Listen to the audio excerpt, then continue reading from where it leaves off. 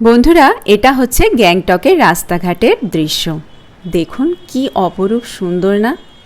সবুজ যেন তার মহিমায় এখানে পুরো ছেয়ে রয়েছে। কিছু কিছু জায়গা থাকে যে জায়গা সম্বন্ধে কিছু বলা যায় না, চোখ সেই দিকেই আটকে থাকে, একেবারে অপলক দৃষ্টিতে সেই দিকেই তাকিয়ে থাকতে ইচ্ছা হয়, আর মনও সেই দিকেই আটকে যায়। সেই সমস্ত দৃশ্যই নিয়ে চলে এলাম আজকের ভিডিওতে। তবে এই জায়গায় কিভাবে গেলাম এবং কোথায় থাকলাম সেই সমস্ত বৃত্তান্ত পরের ভিডিওতে নিয়ে আসছি। এখন এই প্রাকৃতিক শোভা দেখতে থাকুন। আমরা 28শে মে তখন গ্যাংটকের সমস্ত দর্শনীয় স্থানগুলো দেখে ফিরছিলাম। এক পাশে সবুজ, এক পাশে খাড়াই খাদ, আর এক পাশে পাহাড়। 4টে থেকে 4:30 বাজে সেই সময়ের এই ভিডিওটি। এবারে আবহাওয়ার কথা যদি বলি, গ্যাংটকে সেই সময় সোয়েটার কিন্তু পরতে লাগে না।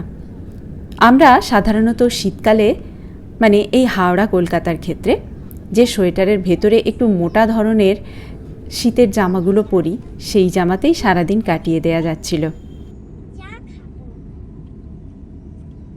कुछ खरीदना है ना, खाना है ना, नहीं नहीं नहीं, हो गया, खाना हो भी गया। हो गया, खरीदना भी हो गया।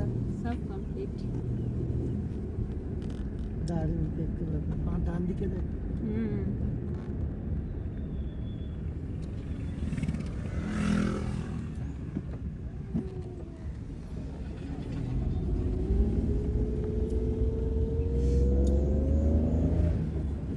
গ্যাংটকের ভেতরের সমস্ত রাস্তায় এরকম প্রাকৃতিক রূপ বৈচিত্র্যে ভরপুর। দেখতে দেখতে মন ভরে যায়। একটা জায়গায় আমাদের গাড়ি আটকে দেয়া হলো। আমাদের কেন, অনেকজনের গাড়ি আটকে দেয়া হলো।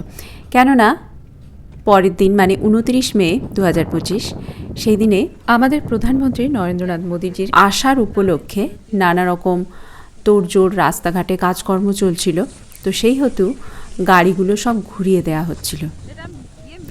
তো আমাদের গাড়িটাও ঘুরিয়ে দিয়েছিল। একটা মিলিটারি ক্যান্টনমেন্টের এরিয়ার ভেতর দিয়ে তখন গাড়িটা যাচ্ছিল। রাস্তাটা ভীষণই এবড়ো খেবড়ো, উঁচু নিচু, খাড়াই এবং ঢাল পূর্ণ রাস্তা। ভীষণই সরু প্রকৃতির রাস্তাটা ছিল, তার মধ্যে দিয়েই যাচ্ছিল গাড়িটা।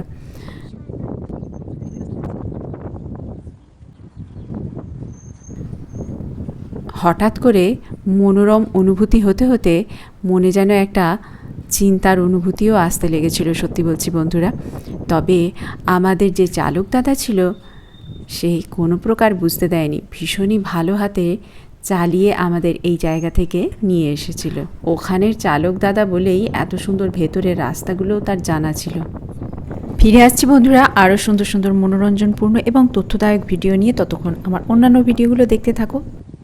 আজকের মতো টাটা।